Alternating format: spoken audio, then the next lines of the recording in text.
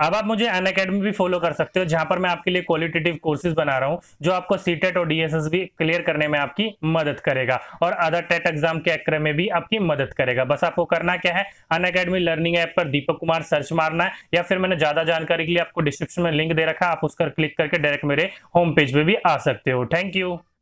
Hello दोस्तों, आप सभी का स्वागत है आज की वीडियो में। आज की वीडियो में बात करेंगे ईवीएस से रिलेटेड। मैं आपको जो इंपॉर्टेंट 30 क्वेश्चंस की सीरीज स्टार्ट कर रखी थी आपके लिए, जो कि आपके एग्जाम तक आपको बहुत इंपॉर्टेंट हेल्प करने वाली है आपके एग्जाम में आपके नंबर गेन करने के लिए। जो मैं आपको 5 वीडियो दे चुका था, आज हम बात करेंगे 6th वीडियो की, जो कि आज हम मैं लेके आया हूँ वो बायोलॉजी चैप्टर से, यानी कि बायोलॉजी सेक्शन से लेकर आपका चैप्टर जो आता है विटामिन, उससे रिलेटेड आपका ये सीरीज है। तो आपके जितने भी विटामिन से रिलेटेड क्वेश्चन बन सकते थे, मैंने आपको सारे इसमें पुट कर दिए हैं। तो इस वीडियो का आप एंड तक देखते रहेगा, आपको सारी इन्फॉर्मेशन मिल जाएगी। तो नमस्कार दोस्तों, मेरा नाम है दीपक, आप देख रहे हो DK Gupta online videos for government exam. चलिए शुरू करते हैं। तो आज का पहला क्वेश्चन देखो क्या बोल रखा है कि मानव शरीर में संक्रमण को रोकने वाला विटामिन है। तो मानव शरीर में जो संक्रमण को रोकता है वो कौन सा विटामिन होता है, ए, बी, सी या डी? तो ऑप्शन नंबर फर्स्ट इसका बिल्कुल सही आंसर होगा। विटामिन ए जो होता है वो मानव शरीर के संक्रमण को रोककर उनकी सहायता करता है। तो ऑप्शन नंबर फर्स्ट इसका सही आंसर था। नेक्स्ट क्वेश्चन सेकंड, निम्न में से कौन सा विटामिन बी कॉम्प्लेक्स समूह से संबंधित नहीं है? तो आपका इनमें से ऐसा कौन सा है जो विटामिन बी के कॉम्प्लेक्स से संबंधित नहीं है? तो देखिए आपका पहला, ये तीनों के तीनों नाम देखो, सारे के सारे जो नाम है, ये सारे के सारे क्या नाम है, वो केमिकल नेम है उनके विटामिन के। तो पहला क्या बोल रखा है, पैराडाक्सिन, राइबोफ्लाविन, थाइमिन, ये तीनों के तीनों क्या है, विटामिन बी के कॉम्प्लेक्स जो होते हैं उनके नाम है। मतलब ये तीनों के तीनों क्या हो गए, विटामिन बी के कॉम्प्लेक्स से समूह से संबंधित है। तो ऑप्शन नंबर फोर्थ इसका बिल्कुल सही आंसर होगा, इनमें से कोई नहीं है। ओके, नेक्स्ट क्वेश्चन थर्ड, क्या बोल रखा है, विटामिन ए की कमी से होता है। तो विटामिन ए की कमी से आपका कौन सा रोग होता है? वो होता है आपका पैसेज, कमजोरी, नाइट ब्लाइंडनेस या आपका बालों का झड़ना। तो ऑप्शन नंबर थर्ड इसका बिल्कुल सही आंसर होगा, विटामिन ए की कमी से होता है आपका night blindness. Next question fourth, निम्न में से कौन सा स्कर्वी रोग के लिए इलाज में उपयोगी है? तो इनमें से कौन सा आपका स्कर्वी रोग के लिए उपयोगी होता है? तो ऑप्शन नंबर आंवला, पपीता, बेर या सेब। तो आपको पता है स्कर्वी रोग जो होता है विटामिन सी की कमी से होता है, और विटामिन सी के लिए आपके जो सी चीज चाहिए होते हैं वो खट्टे चीज चाहिए होते हैं। तो इनमें से खट्टा क्या हो गया, आंवला हो गया। तो ऑप्शन नंबर फर्स्ट इसका बिल्कुल सही आंसर है। आंवला हो गया, नींबू हो गया, या फिर आपकी कोई भी संतरा हो गया, ऐसा कोई खट्टी चीज जो विटामिन सी की कमी पूरी करता हो, वो स्कर्वी रोग के इलाज होता है। तो ऑप्शन नंबर फर्स्ट इसका बिल्कुल सही आंसर था। नेक्स्ट क्वेश्चन फिफ्थ, विटामिन बी2 का रासायनिक नाम क्या है? तो vitamin B1, vitamin बी2, vitamin B, ऐसे करके सबके रासायनिक नाम होते हैं। तो विटामिन बी2 का जो रासायनिक नाम होता है वो क्या नाम होता है, राइबोफ्लाविन नाम होता है उसका। तो ऑप्शन नंबर सेकंड इसका बिल्कुल सही आंसर था आपका। नेक्स्ट क्वेश्चन सिक्स, क्या है, निम्न में से कौन सा विटामिन पानी में घुलनशील है? तो इनमें से कौन सा ऐसा विटामिन है जो आपका पानी में घुलनशील है? तो vitamin A, vitamin B, vitamin E, vitamin D. तो विटामिन बी जो है आपका पानी में यानी कि जल में घुलनशील होता है। तो ऑप्शन नंबर सेकंड इसका बिल्कुल सही आंसर है आपका। नेक्स्ट क्वेश्चन सेवंथ, निम्नलिखित में से किसे से ऊर्जा प्राप्त नहीं होती? तो इनमें से आपका ऐसा कौन सा है जिससे आपकी ऊर्जा प्राप्त नहीं होती? कार्बोहाइड्रेट, विटामिन, वसा या प्रोटीन। तो आपका जो विटामिन होते हैं उनसे आपकी ऊर्जा प्राप्त नहीं होती है। तो ऑप्शन नंबर सेकंड इसका बिल्कुल सही आंसर होगा। विटामिन क्या होते हैं, आपके प्रोटेक्टिव फूड होते हैं, रक्षणात्मक आपके भोजन होते हैं, वो आपके शरीर को रक्षा देते हैं बाकी दूसरे संक्रमण रोग से, कोई ऊर्जा प्राप्त नहीं देते हैं। बाकी तीनों जो कार्बोहाइड्रेट होते हैं, वसा होते हैं, प्रोटीन होते हैं, ये आपके ऊर्जा फिर भी देते हैं लेकिन विटामिन नहीं देते हैं। नेक्स्ट क्वेश्चन 8, क्या बोल रखा है, विटामिन डी का रासायनिक नाम क्या है? तो विटामिन डी का जो रासायनिक नाम होता है आपका, वो होता है आपका कैल्सीफेरल। तो हल्का सा टाइपिंग मिस्टेक है, वो फेजरोल हो गया, कोई बात नहीं। तो ऑप्शन नंबर डी ही इसका बिल्कुल सही आंसर होगा। वो जा नहीं होगा, फे के ऊपर एक ही मात्रा होगा, टाइपिंग हल्की सी मिस्टेक है। ओके, नेक्स्ट क्वेश्चन 9, क्या बोल रखा है, रतौंधी का मुख्य कारण किस विटामिन की कमी से होता है? तो ध्यान रखिएगा, ये क्वेश्चन बहुत इंपॉर्टेंट है, ये अधिकतर बार पेपर में आपसे पूछा गया है। जो विटामिन ए की कमी से आपको रतौंधी होता है, यानी कि लाइट, जो मैंने आपको नाइट ब्लाइंडनेस बताई थी, वो उसी को हिंदी में रतौंधी कहते हैं। तो ऑप्शन नंबर फर्स्ट इसका बिल्कुल सही होगा, विटामिन ए की कमी से आपको क्या होता है, रतौंधी हो सकती है। Next question 10th, vitamin A उपलब्ध होता है तो इनमें से ऐसा कौन सा है जो कि विटामिन ए में आपका उपलब्ध होता है? आलू, टमाटर, पालक या गाजर? तो ऑप्शन नंबर 4 इसका बिल्कुल सही आंसर होगा। गाजर में आपका विटामिन ए भरपूर मात्रा में उपलब्ध होता है और बहुत इंपॉर्टेंट क्वेश्चन है, ये ध्यान रखिएगा, काफी बार पूछा जा चुका है। नेक्स्ट क्वेश्चन 11th, क्या बोल रखा है? विटामिन सी का सबसे उत्तम स्रोत है। तो विटामिन सी का सबसे उत्तम स्रोत मैंने आपको बताया था, जो भी चीज आपके खट्टे होते हैं वो आपके विटामिन सी के सबसे अच्छे स्रोत होते हैं। तो इनमें से खट्टा कौन सा है? वो है आंवला। तो ऑप्शन नंबर 3 इसका बिल्कुल सही आंसर होगा। आंवला हो, नींबू हो, संतरा हो, कोई भी ऐसी चीज जो खट्टी हो, विटामिन सी का अच्छा स्रोत माना जाता है। नेक्स्ट क्वेश्चन 12th, निम्न में से किस विटामिन को कोबाल्ट होता है? तो इनमें से कौन सा है आपका जो आपकी कोबाल्ट की श्रेणी में आते हैं?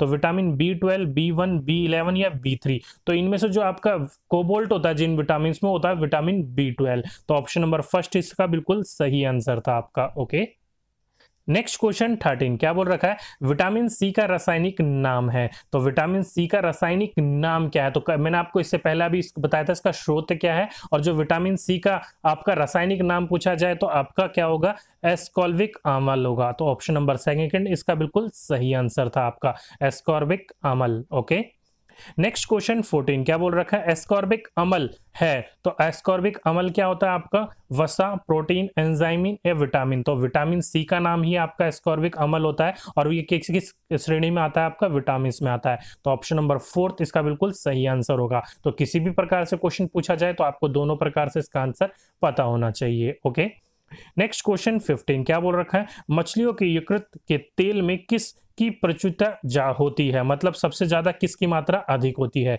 तो विटामिन ए, बी, सी या डी की? तो ऑप्शन नंबर विटामिन डी की सबसे ज्यादा मात्रा पाई जाती है आपके मछली के यकृत में। तो ऑप्शन नंबर 4 इसका बिल्कुल सही आंसर है।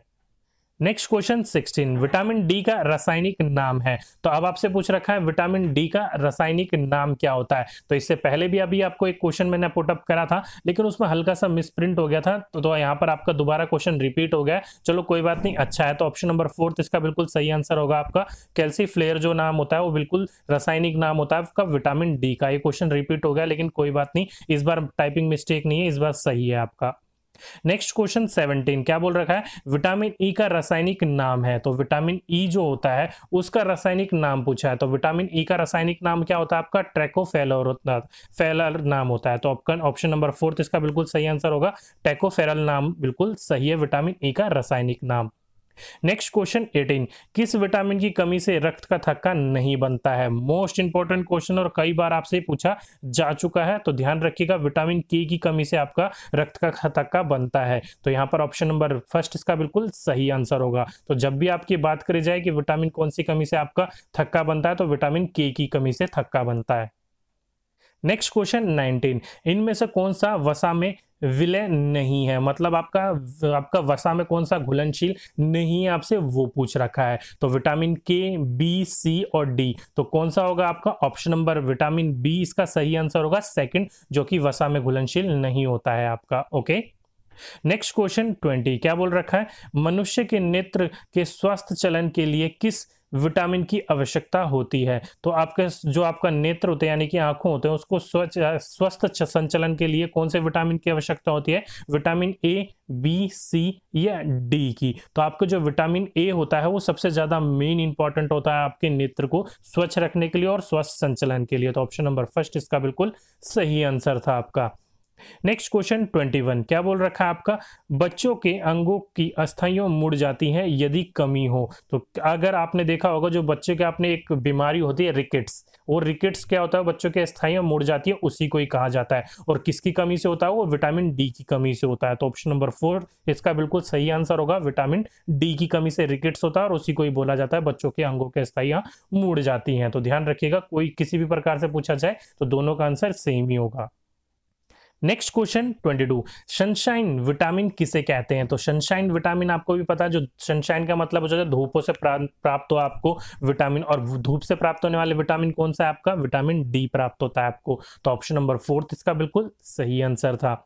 नेक्स्ट क्वेश्चन 23 क्या बोल रखा है आपसे कि विटामिन शब्द का प्रयोग पहली बार किसके द्वारा किया गया था। तो बहुत इंपॉर्टेंट क्वेश्चन है, ध्यान रखिएगा। जब पहली बार आपका विटामिन शब्द का इस्तेमाल किया गया था वो किसके द्वारा किया गया था, वो सी फंक के द्वारा किया गया था। ऑप्शन नंबर फर्स्ट इसका बिल्कुल सही आंसर है।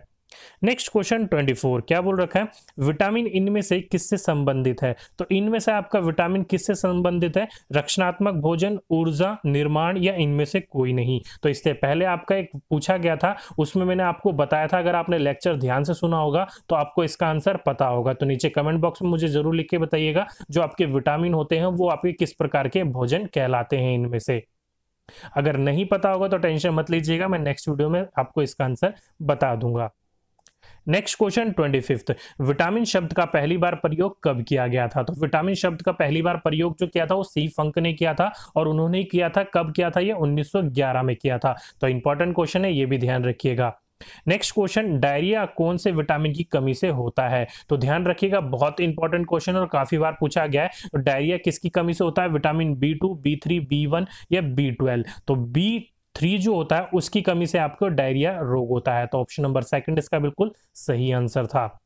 नेक्स्ट क्वेश्चन 27 रक्त का निर्माण करने के लिए विटामिन की जरूरत सबसे अधिक होती है। तो आपको कौन से विटामिन की रक्त को निर्माण करने के लिए सबसे अधिक इंपॉर्टेंट है, ये ध्यान रखिएगा। तो सबसे ज्यादा जो इंपॉर्टेंट होता है वो विटामिन B12 होता है, जो कि आपका रक्त का निर्माण करता है। तो ऑप्शन नंबर फोर्थ इसका बिल्कुल सही आंसर होगा, विटामिन B12।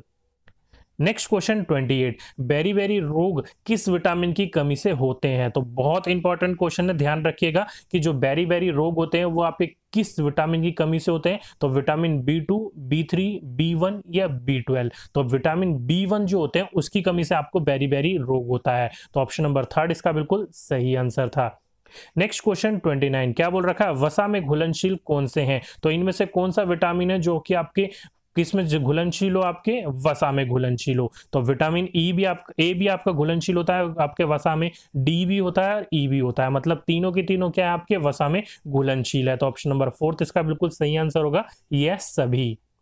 नेक्स्ट क्वेश्चन 30 इनमें से कौन सा जल में घुलनशील वाले विटामिन है। तो जल में कौन से आपके घुलनशील होते हैं इनमें से। तो विटामिन बी कॉम्प्लेक्स, कहने का मतलब जो आपके बी कॉम्प्लेक्स होते हैं सारे, वो सारे के सारे आपके कौन से होते हैं, वो B1, B2, B3, B12, ये क्या हो गया, बी कॉम्प्लेक्स हो गए। तो वो सारे के सारे क्या होते हैं, आपके जल में घुलनशील होते हैं। विटामिन सी भी आपका जल में घुलनशील होता है, मतलब ये सभी जो होगा आपका आंसर बिल्कुल सही होगा। तो ऑप्शन नंबर थर्ड इसका बिल्कुल सही आंसर था। तो यही इंपॉर्टेंट आपके 30 क्वेश्चंस आपको करवाने थे, जो कि आपके एग्जाम पॉइंट ऑफ व्यू से आपके बहुत इंपॉर्टेंट होने वाले हैं आपके आने वाले एग्जाम्स के लिए। तो दोस्तों आज की वीडियो में बस इतना ही। अगर वीडियो अच्छी लगी हो तो नीचे जाके वीडियो को लाइक करना ना भूलिएगा। अगर आपके मन में वीडियो के रिगार्डिंग कोई भी डाउट हो, कोई भी क्वेरी हो, तो नीचे कमेंट बॉक्स में कमेंट कीजिएगा, मैं आपका रिप्लाई जरूर करूंगा। अगर आपने चैनल को अब तक सब्सक्राइब नहीं करा तो जल्दी से सब्सक्राइब कर लीजिए, उसके साथ में जो बेल आइकन होगा उसको भी प्रेस कर लीजिएगा, ताकि आने वाली वीडियोस का नोटिफिकेशन आपको टाइम पे मिलती रहे। तो आज की वीडियो में बस इतना ही, आपसे फिर मुलाकात होगी नेक्स्ट वीडियो में। जब तक के लिए जय हिंद, जय भारत।